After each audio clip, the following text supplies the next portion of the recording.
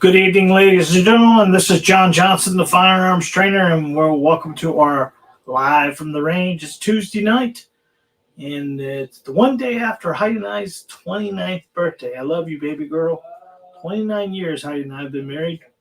We went out last night to Outback for our dinner, and the lady couple next to us bought us a dessert, and they overheard us saying something about it, and they took a picture, helped us take a picture, and all of a sudden we got a nice cake come to our table. We never got to say thank you to them, so I'm doing it right now. Thank you very much to the couple who sat next to us at the Outback and was able to give us our dessert. We truly, truly appreciate it. If you're new to the channel, my name is John Johnson. I'm the owner and operator of a firearms training facility in beautiful Cape Coral, Florida. And we specialize in you. We specialize in a first-time student learning to shoot a pistol. Maybe never shot a pistol before, and we get you through the fundamentals: grip, stance, trigger, control, sight, picture, sight. We even let you use some of our pistols and pick the one you like, where we specialize in you, making you a better shooter. Obviously, my passion is firearms training, taking someone, a newbie, into becoming a addict. Making you want to buy the next pistol, the next pistol, the next pistol. I'm glad you're here this evening. If you are new and you're watching from whereabouts, you let us know where you are and where you're from, and you can physically give us some information about that. Would appreciate it very much. If you are one of our loyal subscribers, thank you very much from the bottom of our heart to be with me every Tuesday night at 6 o'clock. We've been doing this for, I think, last time I looked, this is almost a year and 3 months. We've been doing this live stuff, and every Tuesday night, and we're still coming up with topics, so I'm still enjoying it. We have a sponsor. I don't know if you guys remember last week, but we have a new sponsor. This sponsor is somebody who believes in us. It is freeflorida.net. Where the Constitution still lives. They are a t-shirt company. They're Florida-based and family-owned. They looked at our products and what we offer our customers, and we decided to collaborate together. They have their own stuff they do through Instagram and other places like that. But we thought we would have them come along with us on our journey here as we become better and better doing these lives and things like that. So they're sponsoring our YouTube channel. They're sponsoring these lives every Tuesday night. freeflorida.net is a t-shirt company that makes all kinds of t-shirts that are 2A friendly. There's a couple samples on the screen right now. I am wearing the blue one that you see here, and it is very comfortable. SPF 50. They do fishing shirts. They do t-shirts. They do tank tops. They do a lot of different stuff. And because they like you as well as I do, they have given us a discount code to take advantage of at checkout. So what they've done is they put a 10% off, guys, 10% off at checkout if you put in the code FTBJ924. Thank you very much, freeflorida.net, for all you do for us and helping us gain subscribers and everything else like that, as well as. So, guys, do me a favor. Always support the people who support us. Visit freeflorida.net's website. Check out some of their products they have. They got great fishing shirts. They got great t-shirts. They've got great women's tank tops. They've got a lot of different stuff. And it is very, very cool and comfortable. Take advantage of the 10% off with FTBJ924 at checkout, and you'll get 10% off. Thank you again, freeflorida.net, for sponsoring our YouTube live tonight. All right, guys. I'll tell you what, I have been wearing these shirts, and I really, really, really like them. Very, very comfortable. You hardly even realize you're wearing the damn thing. It is super, super good quality. You get an opportunity, you would love one of these. And they've got all kinds of great little little sayings and stuff like that. They've their own personal sayings they've done. Those guys are awesome over there. Take advantage of that discount. I'm going to run the banner across the bottom, reminding you in regards to that discount code. If you guys want to take advantage of that, do so. It would help us out and support the family-owned business that's supporting our company as well. So we appreciate them very much for being part of our team. And we've got a nice little thing we're doing here for them. All right. Pull the comments up. Good morning. Good afternoon, Michael. Glad you're here, buddy. William, hello. How are you, sir? Good. Thank you for being here. So we have put together a nice topic for you. Oh, by the way, we just want to give you a little bit of hurricane news. We were very fortunate that we didn't have any damages from the storm itself. We had no flooding ourselves. We had none of that stuff that a lot of people had in our area. We did have some damage in our areas. We had a record of tornadoes, guys. I mean, it was devastating for some of these places. Those tornadoes, you can't control where they're going or what they're doing. We lost a few shingles at our home. We didn't even lose power during the storm.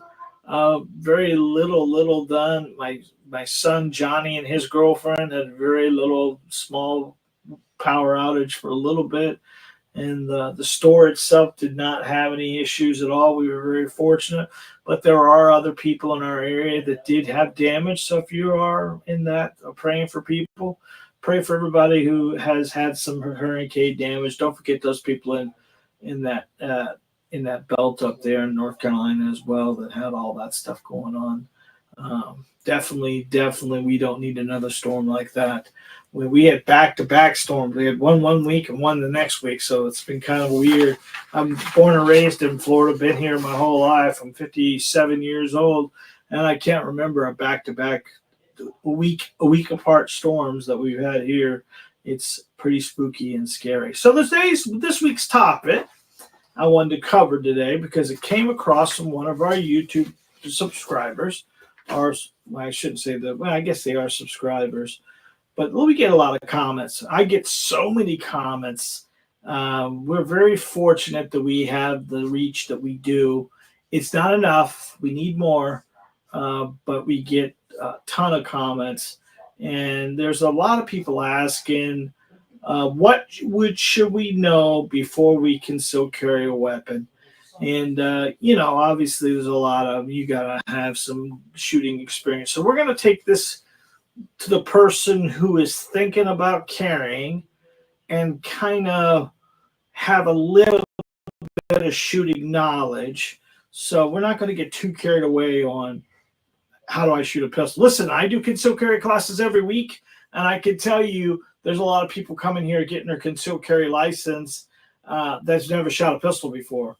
That's the whole question. Should you be carrying if you've never shot a pistol before? There's a lot of people out there that think the concealed carry is a shooting class. Technically in Florida, it's not. It's more laws and regulations, and there is a shot requirement, but it's not a shooting class. As a firearms instructor, if you're asking me what class you should take first, I would tell you to take a basic pistol class. A lot of our basic pistol classes we do combos with them, which allows you to get your concealed carry as well as your firearms training, get some stuff under your belt. You gotta grab that pistol as if it's muscle memory. You shouldn't have to think about what you're going to do in a scenario like that, because keep in mind the high defense situation, you're going to fall back to your weakest training. And my question to you is, when's the last time you shot a pistol?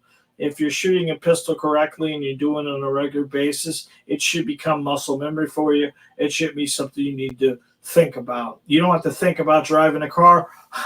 Maybe you should, but most people don't have to think about touching the gas pedal and, oh, by the way, the brakes and the clutch and all the other stuff that if you're driving a stick. There's a lot of stuff involved in those, but make sure you have some concept. Let me lead my intro into this thing. Carrying a concealed weapon is a significant responsibility that goes far beyond simply owning a firearm. It requires a deep understanding of the legal, ethical, and practical aspects of self-defense. For those new concealed carry or considering it, there's an essential factor to awareness, situational awareness, and choosing the right gear and being fully prepared is key to ensuring you can protect yourself and your loved ones. So this list is what you need to know before you conceal carry, helping you navigate this serious responsibility with confidence. Here are 10 things you should know before you carry a weapon. Now, guys, if I'm giving these and you think of something, please, we got people on this live. You can make a comment and we can share it with other people and find out what they or what you're doing a little different than mine. I just picked out things I thought I wanted to know when I first started carrying.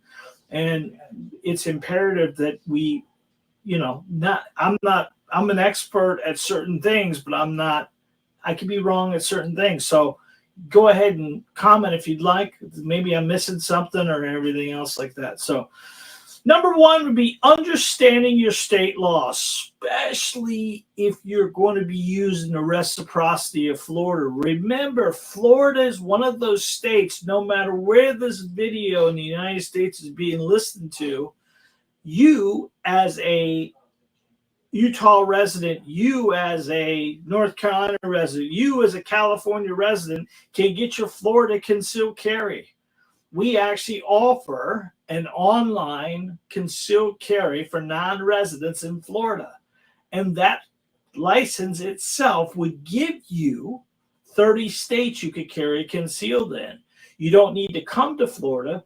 You don't have to travel to Florida. You just got to get your paperwork done properly, do your shot requirement, and then ship it off to Tallahassee, and Tallahassee will approve you. It's pretty simple and easy. In the link below, we're going to give you the non-resident concealed carry link in this thing.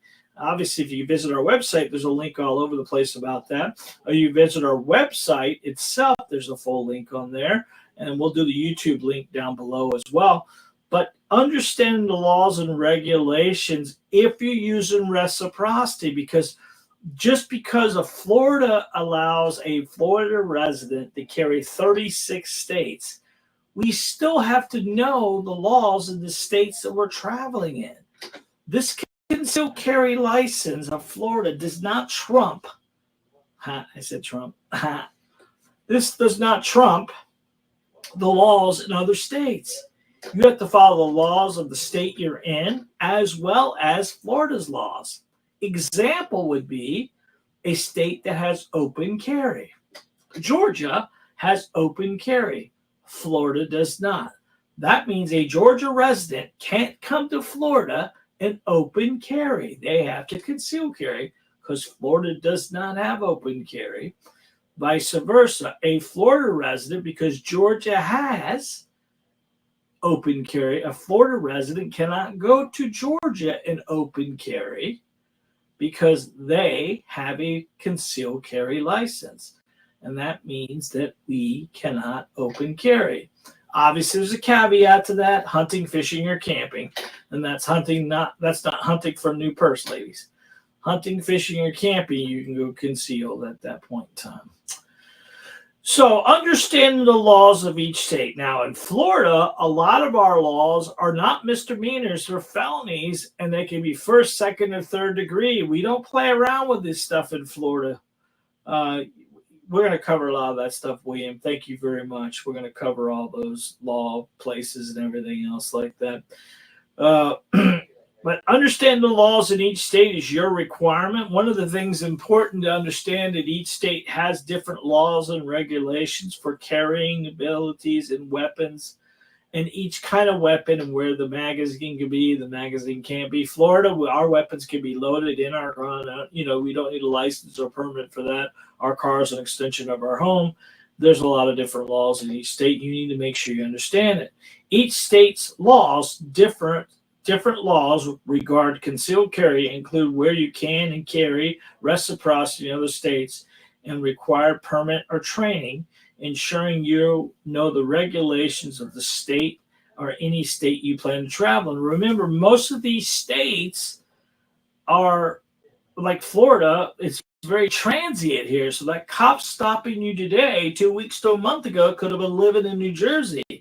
In those 2 weeks from him transferring from New Jersey to Florida, how many Florida laws do you think he knows? He's got some Spanglish going on with the Florida laws and the state he's from. So we need to make sure we're covered our ass on all this stuff because they are the arresting authority. As William was saying, what about insurance like USCCA? Yes, USCCA is the one we recommend. There's a lot of information you can get on those. One of the cool things about the United States Concealed Carry Association is they have a full mobile app that goes on your phone. Understand the laws and regulations and how they change. It's very difficult to look up a law and understand if it's been written for this year or has it been on the books for 3 years or what the deal is.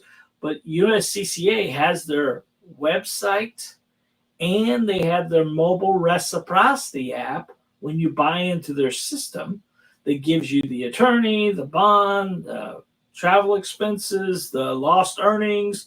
There's a lot of stuff involved, and I didn't want to get into selling that product. Now you can visit our website. Our website has a link that gets you a free gift to look at the USCCA. It's on the front page of my website, as well as the front page of my concealed carry portal. You go to that concealed carry portal about halfway down, click that link and get that free gift, and they'll send you that information why the USCCA should be your choice that's in your wallet to protect you and your family in a defensive situation. Who's going to have your back if you're traveling throughout the United States? You could have your best friend who is an attorney in Florida.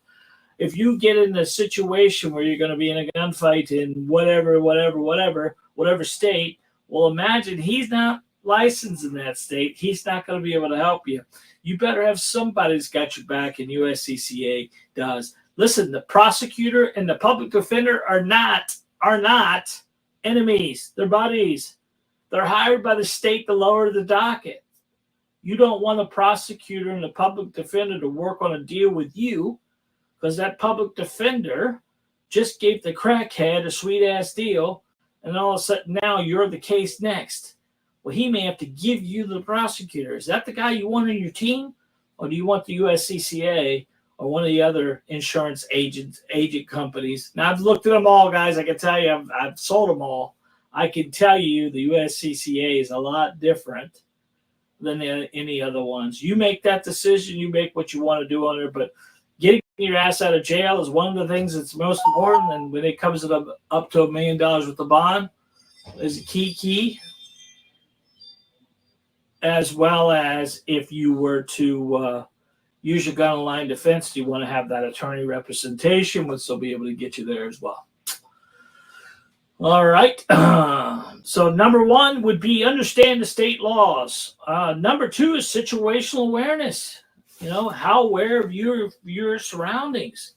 This is one of those things that you don't have to tell women about that. We always joke and kid about it. I don't have to teach a woman about being mama bear. And I don't have to teach women about situational awareness. I do have to work really hard on it for men. Men don't always think that way. They don't think it's going to happen to them. They don't think what's going on. The situation can happen. Carrying concealed weapons heightens your responsibility for staying aware of your surroundings at all times. Be conscious of potential threats, exits, and general environment wherever you are. Taking that shortcut in the middle of the night down the alley instead of walking around the block in the lights probably would be better off walking around the block than it would take that alley.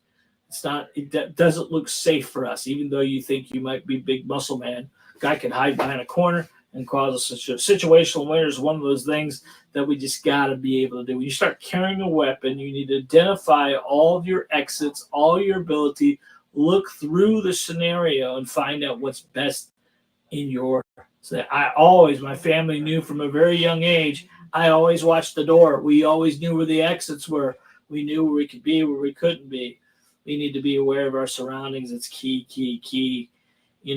Think about, you could park around the back, but better off parking under the light, understanding at the movie theater, I can park and I can sit in the middle and get a better seat, but I want to be on the edge where I can get out and escape. My job is to evade, escape, or engage. Evade, escape, or engage. Nothing more than that. All right. Number 3 is training. We need to train on a regular basis. Let me ask you a question, and this is kind of important.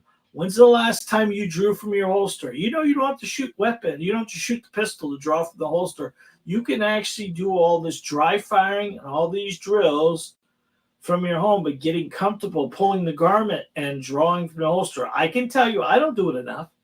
I carry a pistol in my pocket. Jacob carries a pistol in his pocket. I don't think I've actually pulled this weapon from my pocket and shot it in a while. I don't do it well enough. I don't think most people do. Most people do not allow, our range does not allow someone to go back and just draw from their holster. Our liability is high enough as it is, but getting the ability to understand how to draw from a holster, picking it up and everything else, taking a class or two on drawing from the holster, shooting, what we call point shooting versus looking at our sights, cutting those shots a little faster, doing a lot of different stuff, maybe kneeling, maybe multiple targets and shooting and moving. A tactical class is great and wonderful, but you don't get to do enough of it. Remember, we have to get to a muscle memory situation. In other words, we got to be able to grab this gun and use it in a defensive situation without being it being a slow situation for us. TJ, thank you very much. TJ asks, got here late. Hope you and your family and your business made it through that. We did, buddy. Thank you for asking. I said earlier today that we were almost embarrassed to tell you that we didn't even lose power during the thing. Now we took a heat. We got beat the hell out of at the last storm. Ian took the roof off the building, and not roof liner, and we had a mess there for 6 months. It was terrible. We got buckets all over the place trying to get the roofers to get the thing done. It was terrible. Trying to get our insurance companies to do what they knew. You know how that goes. It was just terrible. We were very, very, very, very, very, very, very fortunate. There's plenty of people that still don't have power today. We had a couple trailer parks in our area that got hit. They're not trailer parks. They're manufactured homes that got hammered as well. So you don't want to really say too much about them. We were very fortunate this time. We didn't get the flooding we had, but there are people who got flooding. So if you pray for those people that lost everything, and hopefully they'll be able to get back to it. William, there's also, you can carry a different between bar and restaurant. Yeah. I'll cover that. William's asking about where can you carry the concealed carry itself has a lot of different stuff, and I will give you the deal about, he's asking mostly about a difference between a bar and a restaurant. And most of you are going to know what that is. A restaurant, when they pull the tickets at the end of the night, 80% of that store is food, 20% is alcohol. When it's a bar, it's in reverse. It's 80-20. And we need to make sure we understand that you can't carry in a bar. Now, this is Florida, guys. There are places in the United States that you can carry a gun in a bar, but Florida is not one of them. Two things go on with that. DUI with a firearm is double jeopardy on you, too. What are you doing intoxicated with a firearm in your hand or on your body? So you want to be very careful with that. You want to make sure that if you're going to go drinking, that you don't carry. And if you're going to carry, you don't drink. That's done. I mean, that's the only way to say it. And we need to be very careful to understand that, because realistically, alcohol changes people. We all got that buddy, right? 1 drink, he's funny. 2 drinks, he's a little annoying. 3 drinks, you don't want to be around him. You want that guy to have a firearm. Alcohol can cause some temper issues and things like that. So in Florida, you can go to Applebee's and sit anywhere except bellying up to the bar if you have a firearm on you. But if you're just sitting in a regular restaurant, anywhere you can go. If you don't have your gun on you and you just have your concealed carry license, but you don't have your weapon on you, you can sit anywhere you want to. We're talking about with a gun in your pocket. Or if you get stopped for a DUI or anything else, like you have a gun on you or a gun even in the vehicle at all, it puts you in a bad position, especially being intoxicated. They'll put all that stuff against you. Concealed carry permit alone does not make you proficient. Regular practice, including drawing from the concealment, shooting drills, stress scenarios, it's essential to ensure your preparation to use the weapon effectively if needed. Multiple targets, shooting and moving, drawing from the holster, these are all things that you need. Thank you, William. I appreciate you very much, man. He just called me awesome. Listen, I can only take so many compliments a night, William. So you're at your limit now. Okay, don't say nothing nice about me again. So that way, I won't be able to get out of this place. My head's so big. I'm just kidding, buddy. Thank you. Training regularly is one of those things you got to get you. So there are plenty of videos, not just on my YouTube channel. If you're a YouTuber, which most people are on here, there are plenty defensive drills you can do that you don't need to spend a lot of time or ammo and get yourself getting more and more comfortable with the weapon, doing more and more you can. Good trigger engagement, drawing from the holster, all that stuff like that. Number 4 is choosing the right holster. Now, this is a big one because I can tell you I've got a drawer full of holsters. If you haven't noticed yet, I'm not the smallest guy in the world. I've lost some weight, but I'm not thin or skinny. And when you're pulling holsters, you won't know if you like the holster until after 6 months.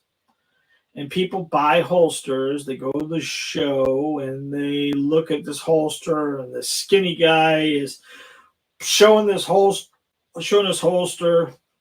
and then they're selling it to fat people. Well, that skinny guy can do a lot more than the fat guy's going to be able to do with a weapon. So you need to make sure the weapon fits you, and a holster needs to fit you. I can give you some advice. I can tell you the majority of the time, somebody that's heavy wants to have on the outside of their body and on a holster that's on a belt. Well, that's great and wonderful if you wear a belt all the time. A lot of times it's better off buying something that's inside the waistband and it clips to your pants, which you don't need a belt for it to clip on. Now, the belt helps with weight. The belt holds the weight to your belly versus the pants of it.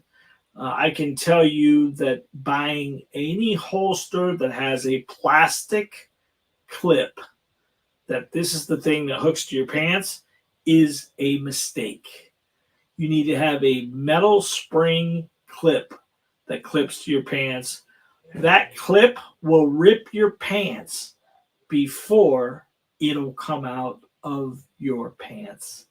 Compared if you buy a plastic clip, like Uncle Bud's or one of those things like that, they have the plastic clip on there. Well, we did a tactical class many years ago. We had guys showing up. And, when they show up, they bring these holsters. Some have pancake holsters. Some have this plastic clip holster. And he drew his holster, and the holster stood on the gun. It wouldn't stay in his pants. So I had to go to my truck and grab a holster for him that he could use the rest of the day, because the one he had, and he learned a valuable lesson. And when he left, you know what he did with the holster? He threw it in the trash. Now, isn't it better to learn that at a training class than it is learning it when you go to get in a defensive situation and you pull the weapon out and the holster is attached to the gun? There becomes a real problem for us, if that makes sense. So holsters are not something that's going to be just one and done kind of deal, because they make leather. I am a leather holster kind of person. I like them. I think they stretch and move and wiggle and do all the stuff you need to do. They make hybrids that are leather and Kydex. They make Kydex holsters. They make nylon holsters. They make a lot of different styles that you can look at and try. One of the easiest things you can do is if you have a decent gun show in your area, like we have the Florida gun shows here, which are 300 to 500 tables, give or take, in some of these places. Like in Tampa, it's going to be closer to 5. In Fort Myers, 300. In some of the other areas, it could be, in between there. And take your gun. You could take a gun to a gun show. They're going to make you zip tie it. And can't have ammo in it, but you can take it to all of the holster manufacturers and let them find one that's going to work for you. Now you can slip it on and try it on and see how it feels. Yes, it's going to feel great the first time you put it on. But like I said before, you need to carry it for 6 months. Kydex, in theory, is the greatest thing ever because it's rigid and it doesn't move and it gives you retention. When you stick the holster in the Kydex holster, when you stick the gun in the Kydex holster, it clicks, so it retains. And you can do flips, muzzle flips. You can do jumping sack. You can do anything you want, and it's not going to fall out of there. You do a nylon holster and try to do a somersault, your gun's going to fall on the floor. Remember the FBI agent that went to the Christmas party? And he started dancing around? And what happened? His holster gave away, and the gun fell on the ground, and it fired. So that is something that you need to think about. And you'll find as you keep going, when you try to sit down or sit at a restaurant with a Kydex rigid holster, it's going to suck. It's not great. If you're skinny and thin, if you can look down at your feet and see them, a Kydex holster, a Kydex holster is okay for you. And most people are going to carry appendix if they carry Kydex. Well, if you're a fat guy or a little bit roly-poly, you're not going to carry appendix because you won't be able to see it. And you don't want to have to lift your belly to get the gun out. Ladies, most ladies do not wear belts. So they've been given some crazy idea that they're going to wear a bra belt, or bra holster, or garter holster, or some silly thing like that. Ladies, listen to me. The best thing you can do is carry a weapon on your body, not in a purse. What's the first thing stolen from a woman? Is a purse. Well, their heart, then their purse. But if you have the gun in your purse and it gets stolen, what don't you have? And where do they know you live? Because your driver's license and everything else in it. You have a fat pad. I'm not calling you fat, ladies. Listen to me. I'm not calling you fat. Back here, behind your back, you put that on your fat pad about 4 o'clock, and you put a cover shirt over top of. Let's say I'm a lady today. I have this blue shirt on, right? I put a white fishing shirt over top of this, like that unbuttons. And that you can use the back side of it, I can blade off, go to use the weapon, and the quicker I can get to my gun, the better it's going to be. Unfortunately, in a purse, these concealed carry purses have zippers on them. You got to unzip the gun to get it out of the package to get to the threat. It's too late at that point in time. Do you think bad guys are going to give you a warning and say, 20 minutes from now, be ready because I'm going to attack you? And you go ahead and unzip your purse and get yourself all ready to go. No, it's got to be on your backside. How many cops walking around town today with 5 coats on? No, they got the gun on their side. They get it on their side out in the open. They're allowed to carry like that. And they have a hard time drawing in a timely manner to identify a threat, right? So imagine putting something that you can't get to. It's there. And by the way, once it's zipped up like that, you've got to unzip it to get it out of there. So now you got to identify the threat, make a decision, and engage in 1.2 seconds. Not going to happen, especially if it's not on your body. So, ladies, although you want to buy that small pistol first, buy the big pistol, learn to shoot it, then put a small pistol on your side. Women don't normally wear belts, but the smaller pistol is going to be a lighter weight weapon. I understand why you want the smaller pistol, but the smaller pistol is after you know how to shoot a weapon, not before.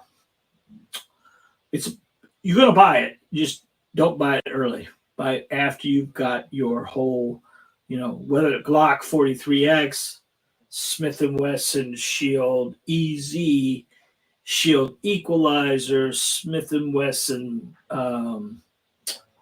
Shield Plus, Hellcat from Springfield, the 365. Any of those are going to be great overall. Learn to shoot the weapon, high capacity, 12 rounds, blah, blah, blah. But most of those are going to be very challenging for women to carry on a regular basis.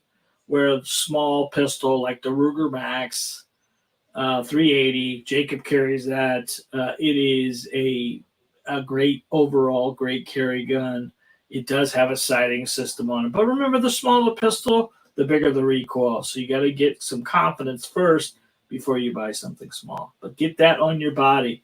Carry on your body. It's going to make you more ready for action than having it in some kind of purse. Only time a woman can carry a gun in the purse is when it's little black skirt day. And then you can carry it in the purse. You know why? Because I said so. All right. Concealed clothing matters. Yes, it does. Right? Carrying concealed requires more than just of the right gun. You need the right attire and proper concealment. Your weapon without printing, showing the outline of the gun. Printing is the outline of the gun showing. Invest in clothing that provides you comfort and effective concealment. All right, so here we go. What's the right one for each person? It's a little different. But you need to be able to get the gun off your body and into your hand by whichever necessary need you have. It's very challenging to tell a woman who really works to keep their figure to a point of, it doesn't matter if they're 500 pounds or they're 200 pounds or 100 pounds. They don't want to go up in pant size. But sometimes it's a necessity to go up in pant size to put the holster where it needs to be. No one needs to know that you went up in pant size, but you got to be able to be comfortable to carry the weapon. This is guys and girls. You see the guys walking around with a big beer belly, and they got their pants buttoned below their belly, right? I kind of keep my pants right at my belly button, which is probably why I wear bigger pants than I should. But I want to be able to put the holster where I need to put the holster. Now, Jacob and I, well, Jacob first, to be honest with you, because Jacob doesn't wear a belt. Jacob wears basketball shorts, and he wears two pairs of shorts almost everywhere he goes. Back in the old days, you never know, got to get a pickup game, Dad, so you got to have these pants, So that was the whole scenario on that. And Johnny, my oldest, they just wear swimming trunks most of the time. Swimming trunks or soft trunks or whatever it is. And those are very hard to put guns in. But when you start carrying guns in your pocket, it becomes a lot easier, a lot faster, and a lot more carryable. Jacob, he is 20. How old are you, Jake? Huh? How old are you? 24. 24. Jake's 24. He's been carrying since he's 21. He carries almost every day. And he always carries a weapon. And that's the one thing the majority of people do not do. Even myself, back in the day and lately, it's a lot easier for me because I have guns here to store if I need to get one. They're stationed in certain areas if we're going to run into a situation.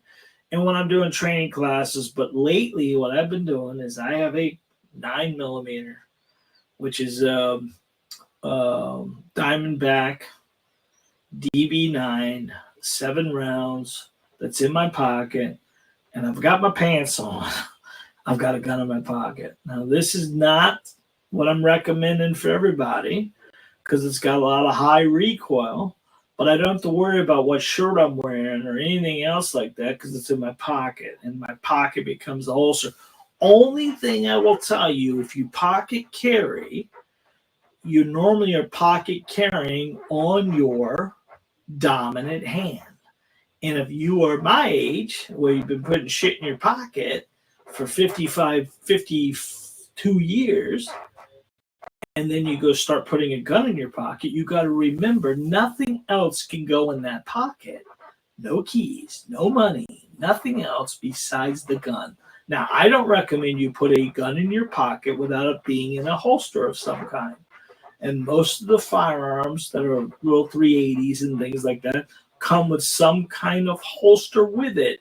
But I'd highly recommend you try pocket carrying. You'll carry a lot more than you think you would because it's very lightweight and easy to do.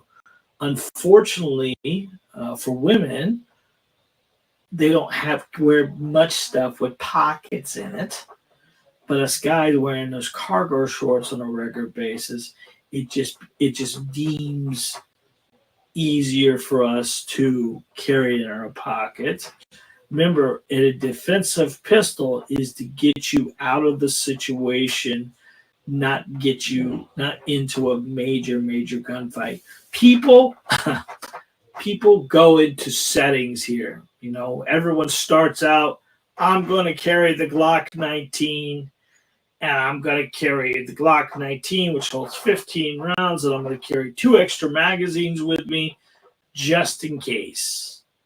And you do that for a year, and you, after a while, it just gets to be a pain, and it becomes more and more of a challenge for you.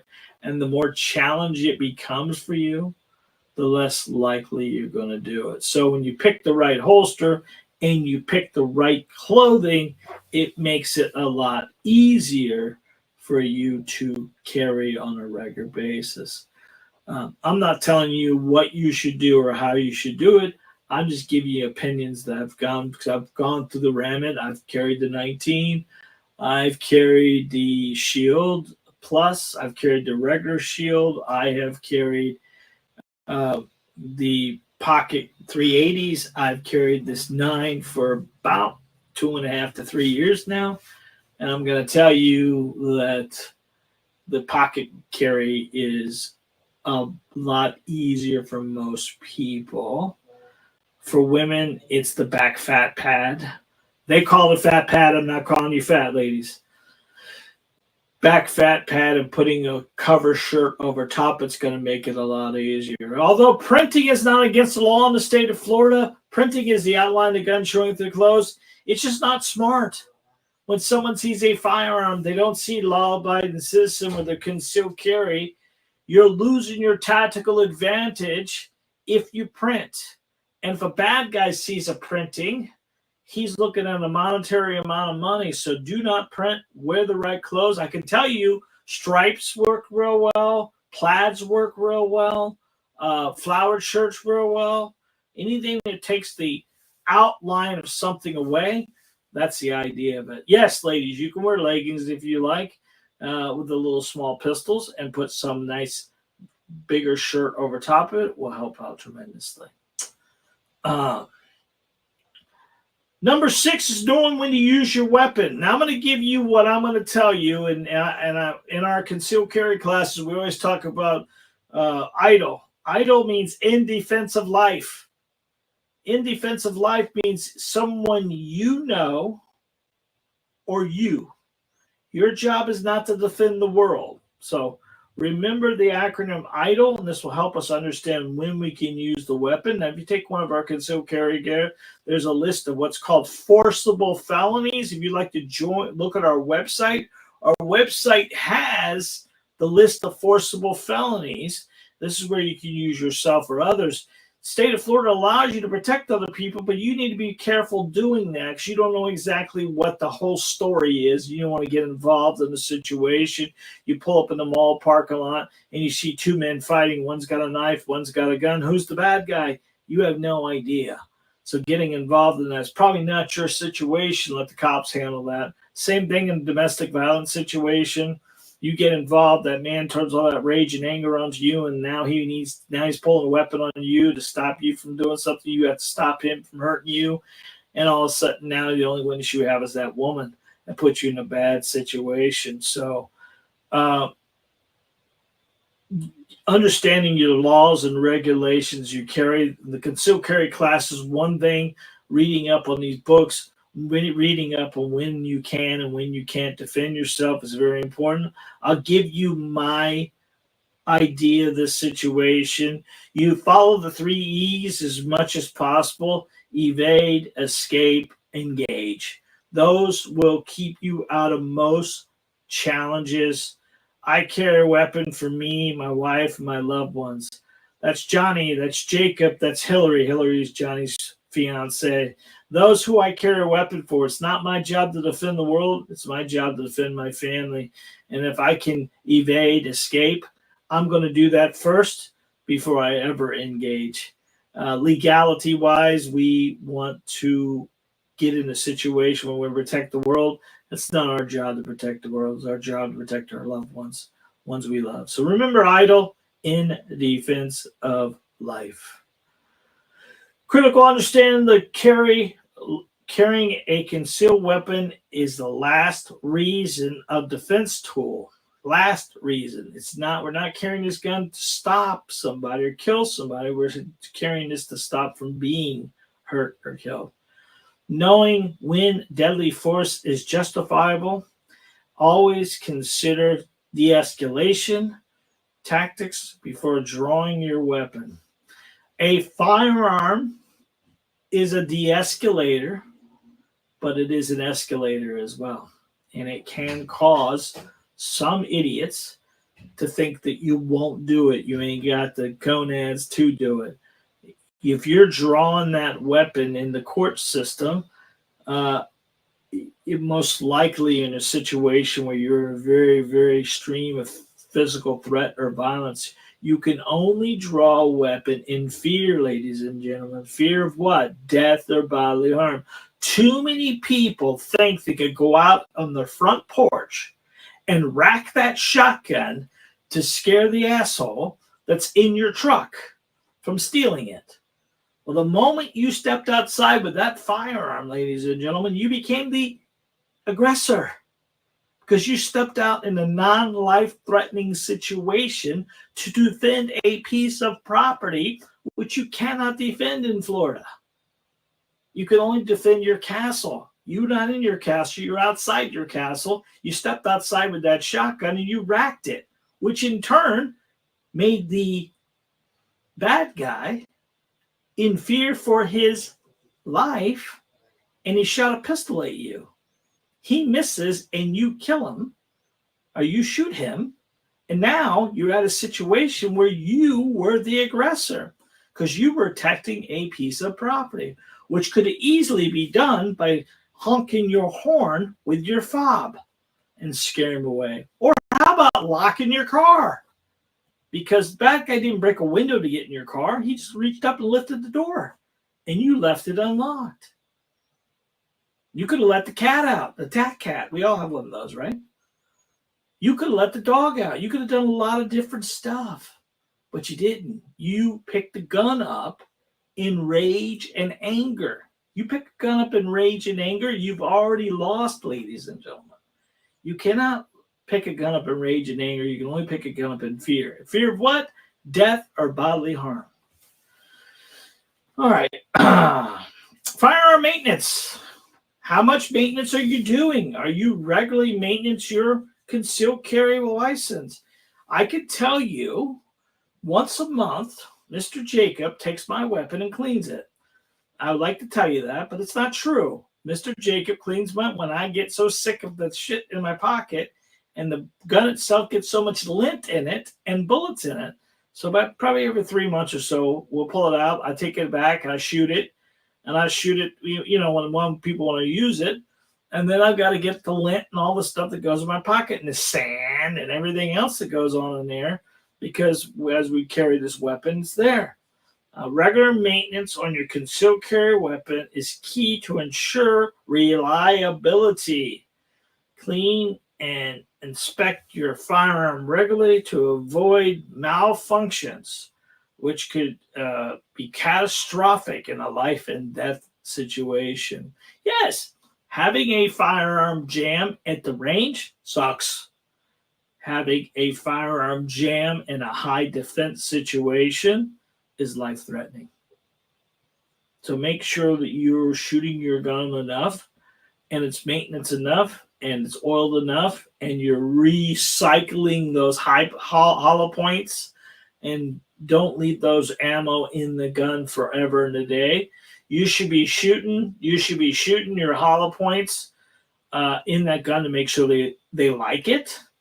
Make sure they run it. Make sure you're getting through a whole magazine through the hollow points. Keep in mind, in a high-stress situation, you may not have proper grip. You may not have proper stance. You may be shooting that gun one-handed and running backwards. Have you watched any of these YouTube videos of the cops? Are they standing forward? Are they running backwards trying to save their life?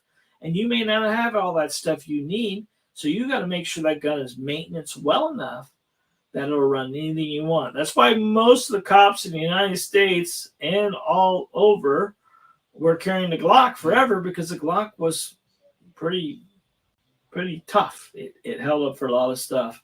Our old sheriff McDougal, I'm going old here.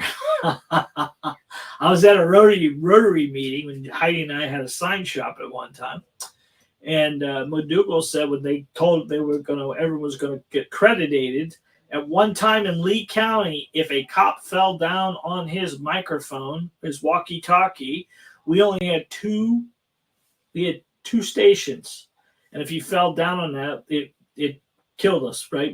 They couldn't communicate with anybody. So we got all credited, and everything. Lee County got credited. One thing they did was the Glock. Well, McDougal was a good old boy when he lived here, and they took that Glock and they dropped it from the helicopter. They put it in the bottom of the airboat, and they airboated it around for a while, and they dragged it through the mud, and they shot it, and they kept shooting it and kept shooting it, and never jammed. And he was so impressed, because back then that was the first polymer, what everyone called it, plastic. That was the first plastic gun that was going to be issued to the United States military as well as the cops. And no one wanted it at first. But now it's part of the deal. Now most of the sheriff's departments carry them. Most of the police departments carry some kind of Glock system. Carry only what you can handle. Choose a firearm that is comfortable with in terms of weight, size, and caliber. Carry a weapon too large or difficult to control can hinder your ability to defend yourself. This is something that the police department, the sheriff's department, the highway patrol, the FBI used to use 40 caliber S&W. And that is a high performance, very, very nice round. It had a lot of kinetic energy. It had a lot of knockdown. Knockdown power is not a real thing, but it had a lot of kinetic energy to do what it needs to do. It still had some capacity issues compared to a 9mm, where you get 12 rounds in a pistol, where you with a 9, that same size pistol, you can get 15 or 20, according to what size magazine you put in there.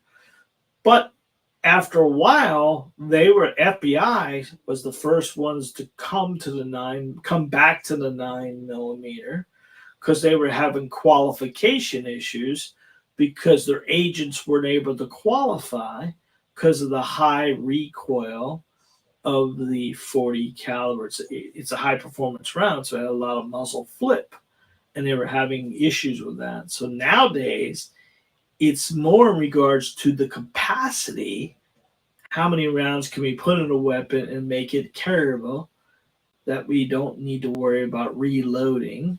Because the FBI statistics made 2.5 rounds, 3 yards in low light conditions. So you don't need a ton of rounds in there. But in a real situation, when you're going against something like AR or anything else with high capacity, you got to have enough rounds in that weapon to get you in and maybe out of the fight.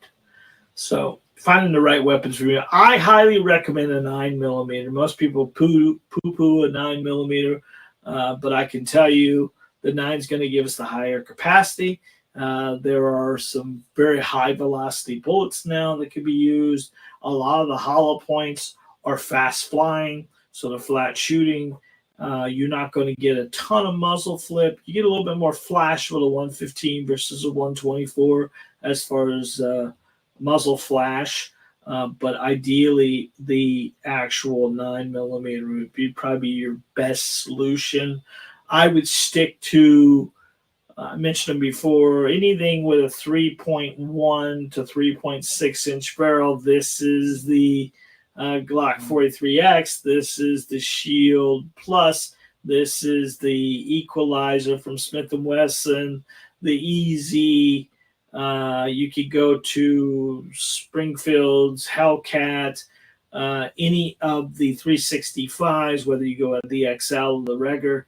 These are great overall optic ready, good choice pistols to start with that anybody in the home would grab.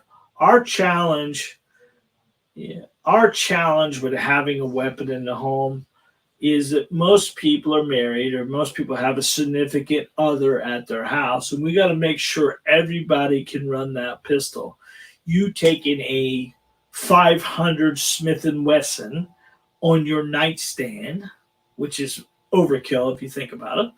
I shouldn't say overkill. Major muzzle flip, major uncontrolled, and she's never shot it before. Should we be leaving that for her in case you're not home? Or should we get something she can handle? There's what we kind of put at. 45 is great and wonderful. You're not getting a lot of muzzle flip, but you're getting low round count. 40 is good, more expensive to shoot. 9mm is economical to shoot. $28 for 100 rounds. That's what we charge. You can get hollow points in 9. You can do a lot of different stuff. And those weapons are hybrid weapons. They can be used for carry. They can be used for range time. They can be used for home defense. All of them all together. All right, so get the gun you can handle. If you don't know what you want, visit a couple of gun stores in town. You can always come over here. We offer a lot of the try before you buy. Let you shoot a pistol before you even buy one. It helps you out tremendously understand what you're looking for. Do what you need to do. Go out with a friend or a buddy, see what they have, and find out what they like. Talk to your girlfriends if you're a woman. Talk to your, if you're a man, talk to your buddies, see what they like. There's a lot of different stuff out there.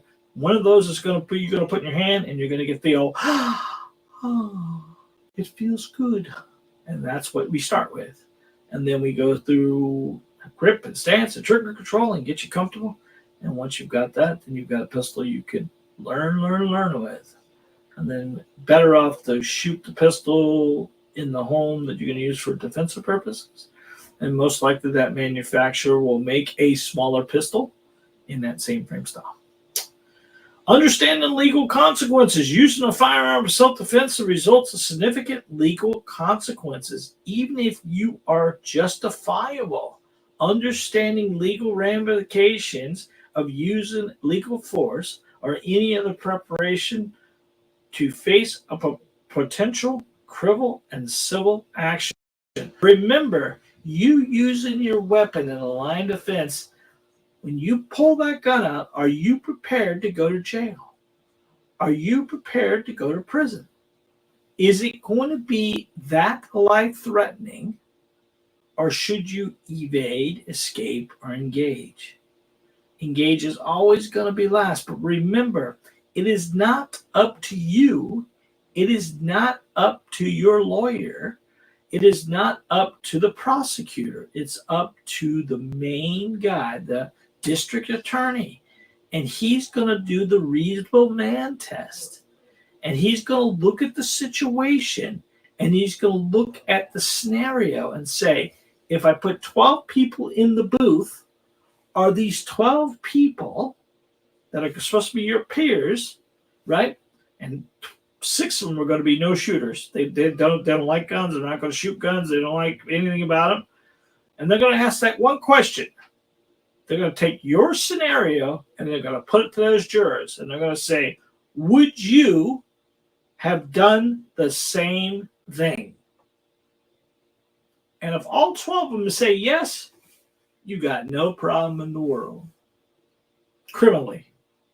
We ain't talking about civilly. You got civil problems all out the ass when you use a weapon. But criminally, you're not going to have a problem at all. But if 6 say yes and 6 say no, you got a problem. And you're going to have to get an attorney. You have to go through all this stuff. And trust me, this is thousands and thousands and thousands of dollars. Not including getting your ass out of jail, bond, and all that stuff. You are going downtown sooner or later. You are going downtown when you pull the trigger. And they're going to ask you a bunch of questions. And you never want to go downtown without representation. That's why you need to look at the USCCA and get yourself protected. You're buying a firearm to protect yourself. You're doing training class to protect yourself. You're doing all this stuff to protect yourself. Protect your freedom. Look at USCCA. Go to my website. Click get that free gift and get your ass covered. Because you never know when you're going to need it until you need it. And when you do, you got the protection you need. All right, number 10 is mental preparation. Carrying a concealed weapon comes with some serious responsibility. Mentally preparing yourself for the possibility of using it. Understand that doing so could be life-changing. If you're not prepared, use your weapon when it's necessary. Reconsider it. Reconsider carrying it. These key points are essential for anyone considering carrying a concealed weapon and ensuring safety, responsibility, and effective use. In conclusion, carrying a concealed weapon is not a decision to take very lightly. It requires thorough preparation from understanding the laws, the legal implications, the commitment of ongoing training, mental readiness, responsibility that comes with a concealed carry means being aware of your environment at all times, choosing the right gear, understanding when and where and when not to use deadly force. And by mastering these key factors, you can carry concealed, knowing you're equipped to protect yourself and your loved ones in be responsible of your surroundings. Well, there we go, guys. Hopefully that helps us out understanding it a little bit better. Having the ability to carry a weapon. Everyone can get to concealed carry. It's just, are you prepared for it? Are you ready for it? We talked about the mental preparation. We talked about all that stuff. But never forget, in Florida, we have a civil situation here as well. And civil lawsuits go forever and a day. USCCA not only carries the law, they cover the criminal part of it, but they do cover the civil part of it as well. So let me see if I can find that little link here for us real quick and kind of pop that on the screen real fast for you. Might be able to, when you go to my website, you'll be able to see it. Let's see if I can get here.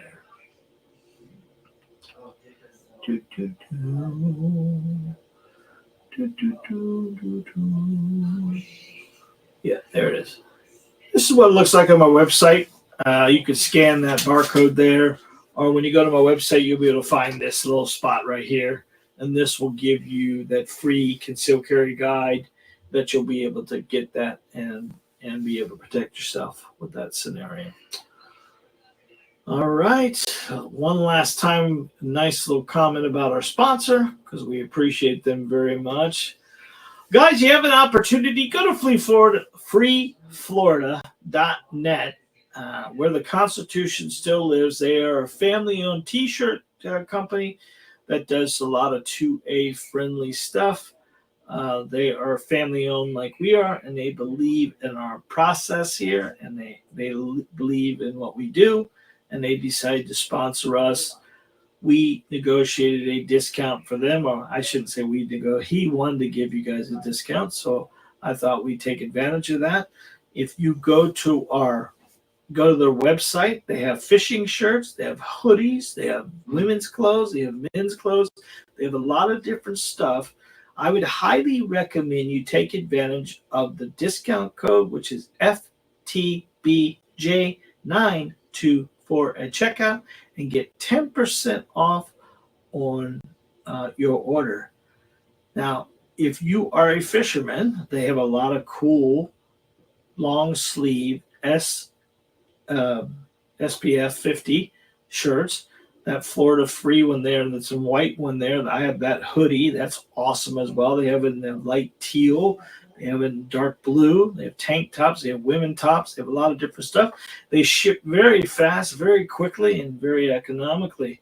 So you take advantage of this. Support the companies that support us by visiting freeflorida.net, where the Constitution lives, and take advantage of the deep discount they are giving our subscribers. All right. And we will come back to you guys. Thank you again, freeflorida.net, for supporting us and believing in our dream. We appreciate you guys very much. All right. Let's hit the comments. All right. Here we go, comment-wise. Michael, glad to see you, buddy. William, thank you.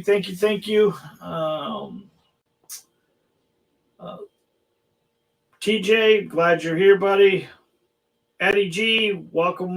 Thank you. Eddie G says, great show. Very informative. Thank you. And TJ, again, thank you, buddy. Well, guys, it is right at an hour and 9 minutes just passed over. And we appreciate you being with us every week. If you have any ideas of other topics you'd like us to do, we're always open to suggestions. If there's nothing else tonight, got 3 things for you. God bless, be safe, and remember, you are your first line of defense. Remember, time is short, guys, ladies and gentlemen.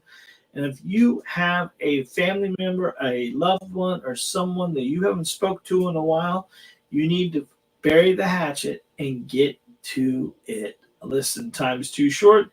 Get out, go fishing, get out, go hunting, get out and go shooting. Do something with the family. Get the kids out of the house. Get them off those Game Boys or the videos. Boys are out front and playing video right now. The videos or whatever you're going to do, and get out and enjoy life. Until next time, God bless. Love you guys. We'll see you on the next turn.